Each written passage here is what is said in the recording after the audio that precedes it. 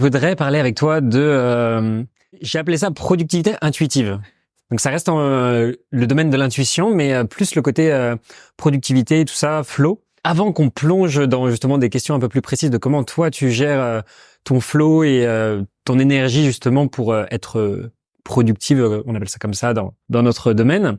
Je voulais savoir quel est le pire conseil que tu entends ou vois dans le monde du business à propos de la productivité. Pour moi, c'est toute la culture du hustle. Autant je suis à fond pour la discipline, pour l'effort, et c'est hyper important de se donner toutes les chances de travailler avec cœur et d'être dans un effort. Mais mettre comme ça cette apologie de l'épuisement, du surtravail, de tout sacrifier autour de soi pour ce qu'on dirait être ses rêves ou une forme de réussite, etc. Je suis pas du tout en alignement avec ça. Bon, c'est très étonnant vu ce sur quoi je partage, mais en fait, déjà je me dis si tu meurs demain, bon bah t'auras passé les dernières années à souffrir et tant pis quoi, enfin t'auras même pas eu le le résultat. Alors je sais qu'on dit or die trying, tu sais, c'est genre essaye tout ce que tu peux ou alors meurs en essayant, tu vois. Juste pour moi, tu vois, c'est là où en fait le hustle c'est forcer, forcer, forcer, forcer, forcer. Et en fait, on est tellement habitué à se forcer dans plein de domaines de notre vie que du coup, on sait plus entendre nos ressentis. Tu vois, parce que justement, on s'est habitué à chaque fois qu'il y avait un ressenti qui émergeait, souvent on attribue ça à de la faiblesse, etc. Et il peut y avoir des pensées de faiblesse, de peur et tout qui émergent, mais du coup, on veut les tuer, les exploser à coups de force mentale. Et si la force mentale et la résilience sont des éléments importants, dans le lot de ressentis que tu peux avoir ces intuitions, tu peux avoir ton ressenti qui te dit tiens pour ta santé, il serait intéressant de faire les choses autrement, ou pour ta réussite ou pour ton épanouissement. En fait, ton intuition, elle cherche ton épanouissement. Elle cherche pas forcément la réussite telle que toi tu l'entends, mais elle cherche ton épanouissement profond en tant que âme, tu vois. Je sais qu'aujourd'hui, tu es dans une vibe un peu différente récemment parce que tu as plus cette envie de hustle ou quoi que ce soit. Mais qu'est-ce que tu dirais à la Jenna de 25 ans qui était en mode, je sais pas si tu étais en mode hustle, mais tu étais beaucoup plus en mode travailler à fond, discipline et on va dire plus résultat. En tout cas, peut-être que je me trompe, tu me corriges si c'est pas le cas. Mais qu'est-ce que tu dirais à la Jenna de 25 ans qui était beaucoup plus justement comme ça? Et qu'est-ce que tu dirais également à un entrepreneur qui est beaucoup moins avancé que toi? Parce que peut-être que quand t'as déjà des résultats, que tu gagnes bien ta vie, que t'as déjà, on va dire, cartonné, que t'as une équipe, que t'as, on va dire, presque tout ce que je vais dire tout ce que tu pourrais rêver, parce qu'on peut toujours aller plus loin, bien sûr, mais que t'as déjà un certain niveau de réussite, c'est plus facile d'arrêter de hustle.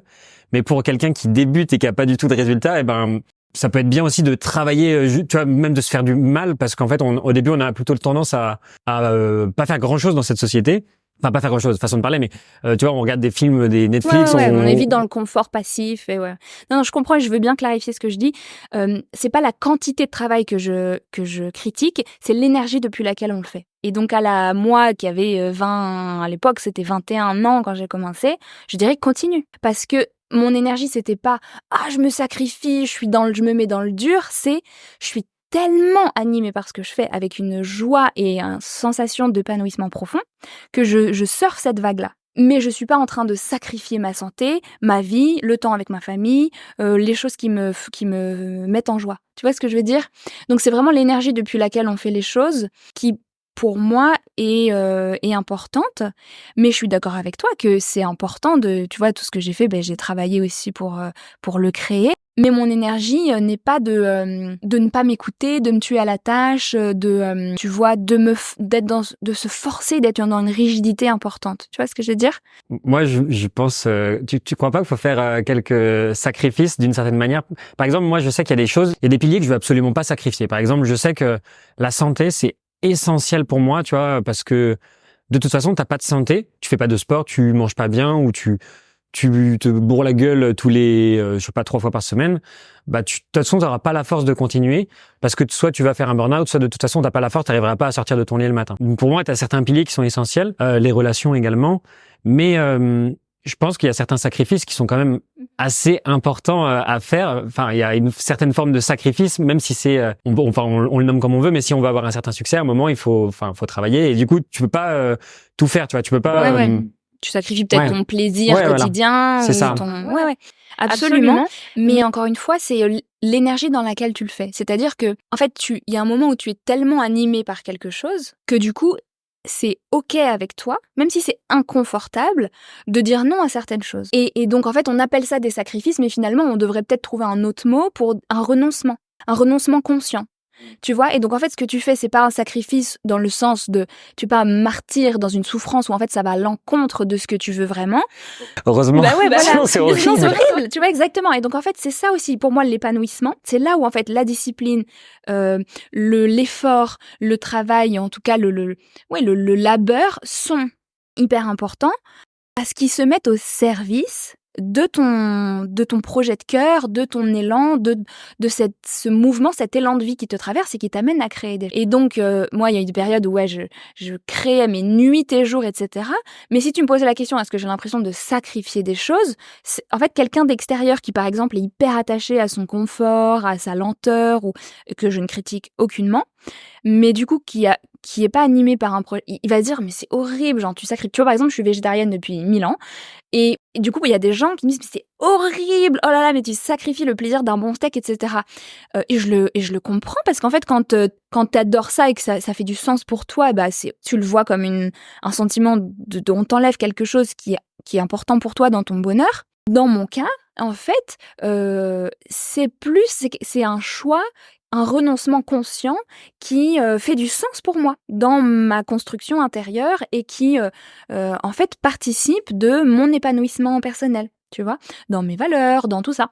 Mais je ne le prône pas aux autres ou quoi, mais du coup, c'est pas un sacrifice. Tu vois ce que je veux dire?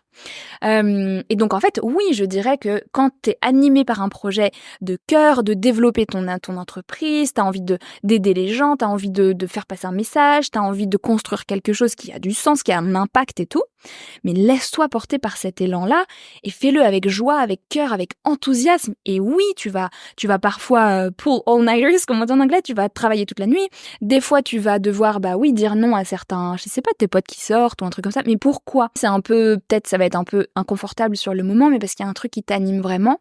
Donc oui, dans le sens là, je suis d'accord qu'il y a une forme de sacrifice à faire, mais c'est au service de quelque chose qui est plus important pour toi dans le fond. Et en fait, la santé, c'est quelque chose qui est aussi important pour toi. Du coup, en fait, tu ne le sacrifies pas. Tu n'y renonces pas. Et en fait, il y a des gens, je pense, et c'est ça peut-être que je voulais dire, parce que en fait, ils mettent aussi ce projet au-dessus de tout.